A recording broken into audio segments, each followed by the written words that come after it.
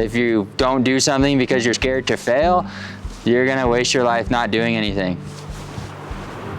right? I think I was like 2 when I first hopped on a bike.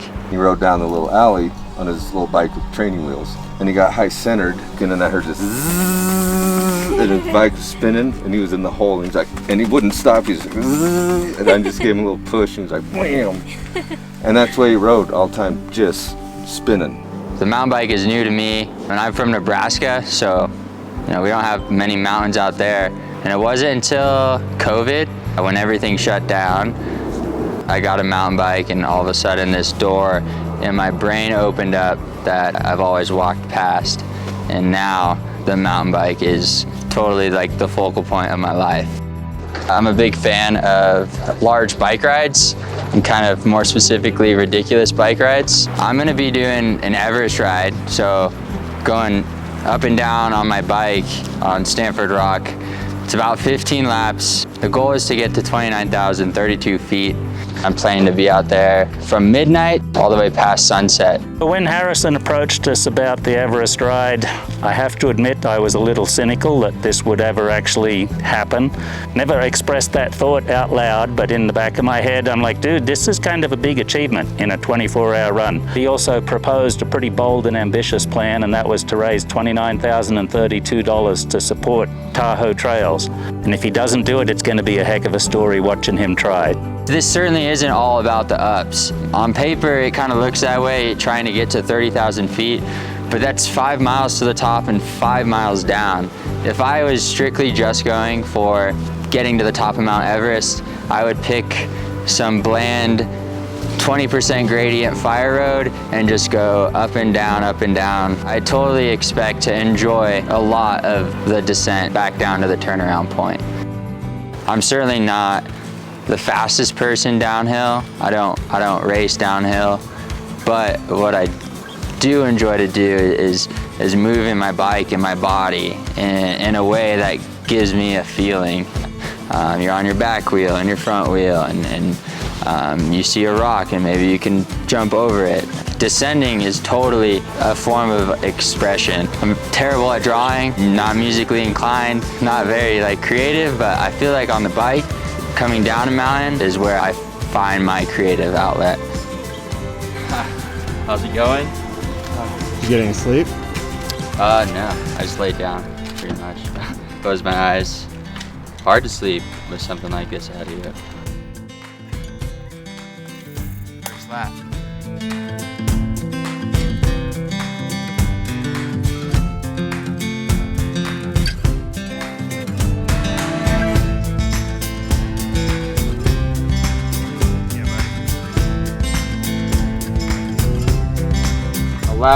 2. We're at 4,151 feet. 2 hours, 38 minutes.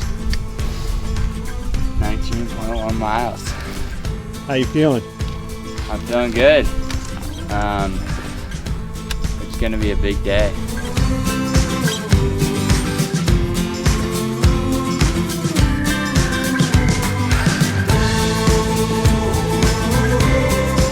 And all other aspects of my life, I could never sit still or do one activity for 8+ hours on end, and in this case, more so, like 24 hours on end. And I think that's a super special thing.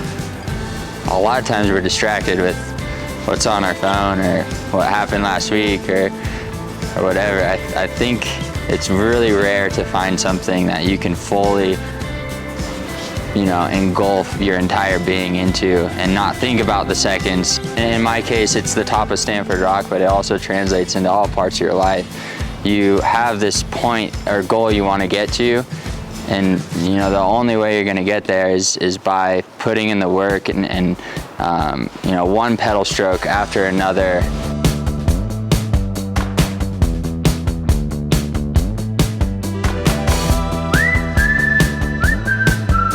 And we're at 8,029 feet. This is lot 4. So there's 11 more to go.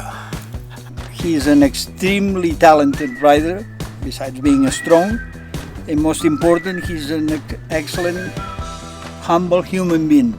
He's got determination and will, and he's not going to back down. And he just loves riding his bike. He loves riding his bike. Probably more than anybody else I know.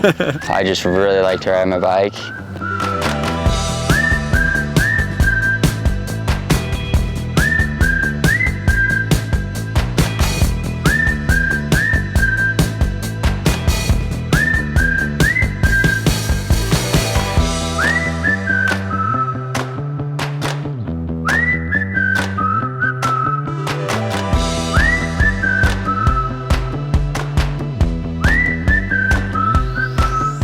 People say failure is not an option. It's definitely not option A. I feel like I've got two sides of myself talking to me at once. Like the negative Harrison on the left shoulder and the positive on the right. Kind of battling and balancing those two voices all day was something I didn't really expect to happen. And it proved to be like a lot more difficult and draining as the day went on.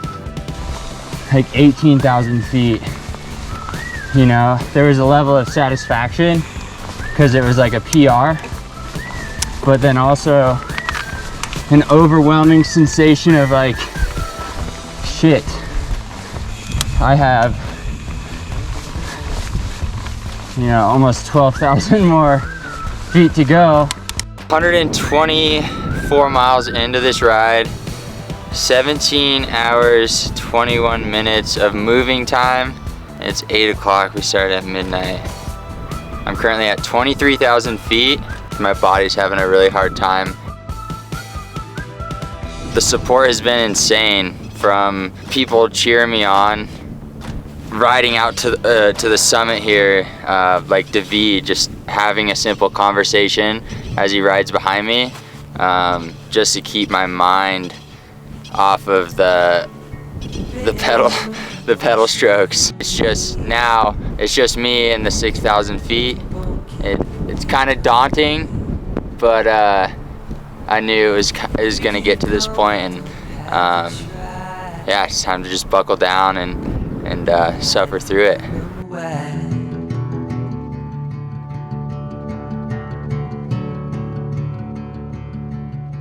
I get why people pick like efficient routes, because like genuinely get nervous about my body like quitting and failing, and like I would all of a sudden just wake up in a hospital hooked up. Bailing on getting to the top of Mount Everest. I don't know. I don't want to think about it.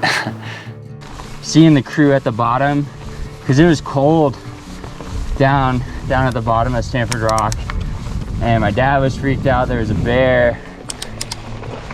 So each lap after nightfall, I genuinely felt bad, and I never really considered how much of a morale boost it was going to be to have people that I cared about out there rooting for me.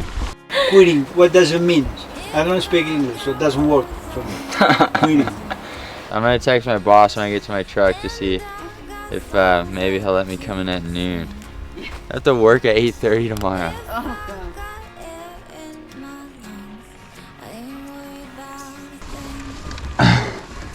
Almost there, dude.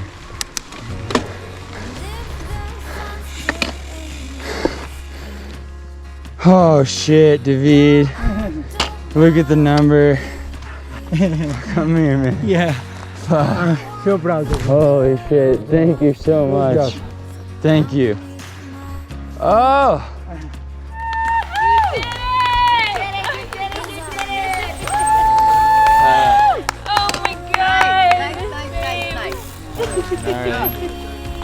Oh. Oh, I'm so proud of you. Thank you. Right. That was video right in. Yeah. It's the bike shop. Yeah. Crazy. My legs felt like they were like gonna pop, like just so swollen. I went to go start my truck and put the key in the ignition, and I couldn't turn my truck over with one hand because I was just so fatigued, and it kind of like freaked me out. But I had to like put my key in and then use my other hand and the strength I had in my right hand to get my truck to start. Kind of crossed my mind like if I did like permanent damage to my body. But yeah, the recovery I wasn't expecting it to be as drawn out and as gnarly as it was.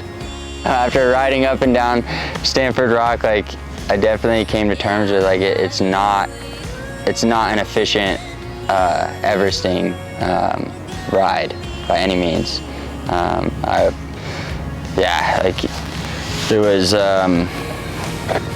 fuck, I don't know, it was hard.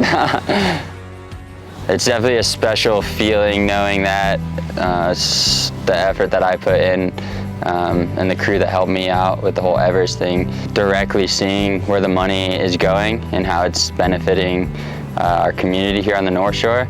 Like we're literally sitting on one of the new projects right now, the Caspian Rim Trail.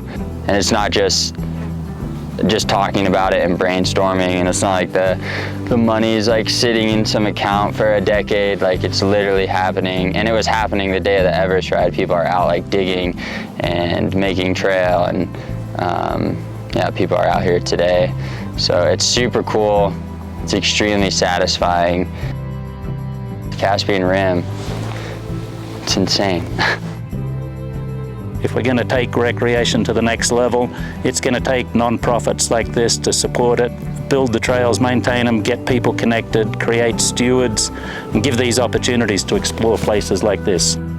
Everybody needs like a little bit of pain to go through, because when you are given the treat or the reward, you then can compare that comfort and treat to the suffering you had. And it makes that reward 10 times better than it would be if it was just handed to you on a silver platter.